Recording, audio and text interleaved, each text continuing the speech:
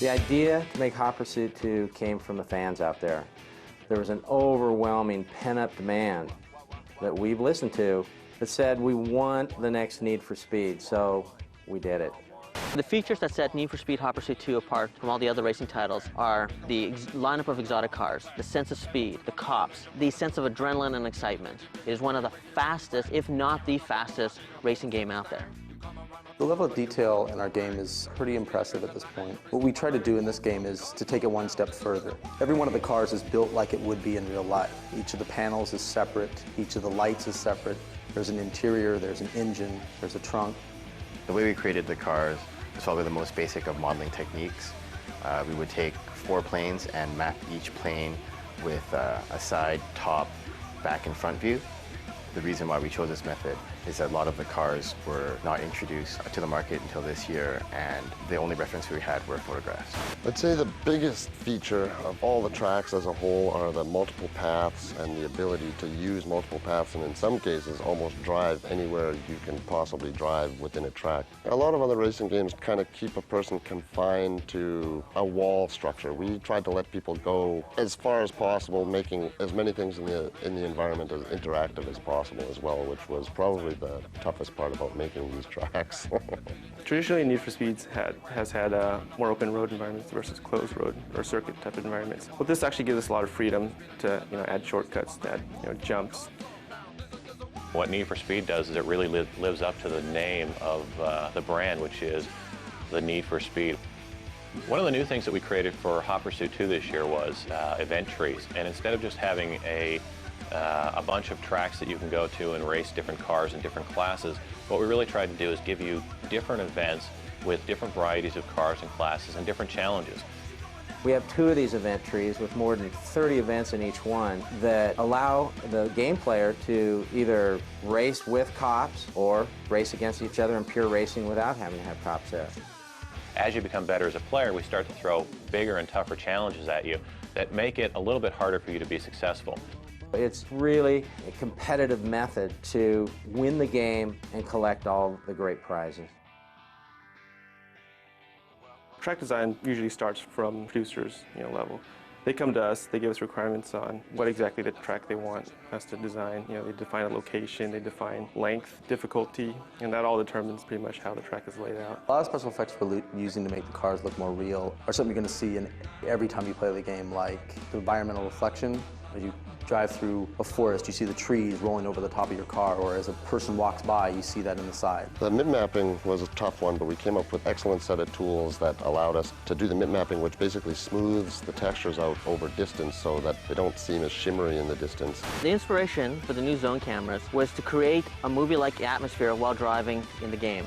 It allows the user to do a 360-degree turn when they jump over a hill, or if they're just racing with a buddy, and they can really get a good sense of what's happening. And at the same time, get that opportunity to react and make a change to the direction of their driving. Video games are very close to making movies these days. We've used consultants for cops, used consultants for lighting, special effects, visual effects, sound design. All the disciplines that go up into making one of these games bring out the best for the product. One in particular that we used was a guy named Gary Hines. He's a champion racer and a Hollywood stunt director. He came in and helped us out with a lot of the different camera angles, but also one of the most significant areas he helped us out with is the racing aspect. He took us through Racing 101, showed us the proper speed lines, showed us the complementary lines, allowed us to set up the AI, the drafting, all the elements that go into open road racing. Some of the cooler cars in the game are the Porsche Carrera GT, the Ferrari 360 Spider, the Porsche 911 Turbo, the Ferrari 360 Modena Challenge, and the McLarens and the Vipers. My favorite car is the Lamborghini Diablo. The reason why I like the Lamborghini Diablo is just because it's a very aggressive looking car. That is one car I wish I owned though, one day maybe. My favorite cars to drive in the game? It's so hard to tell.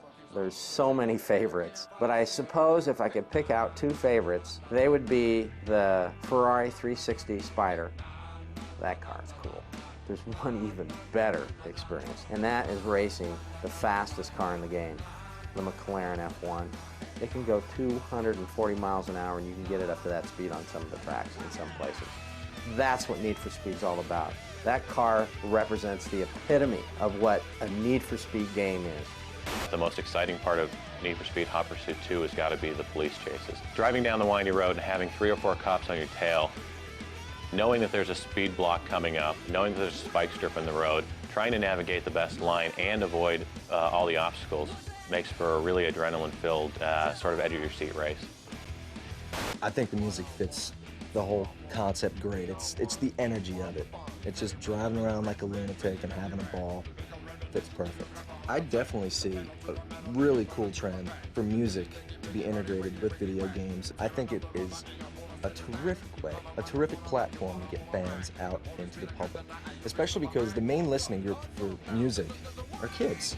Kids love video games. It's brilliant, it really is.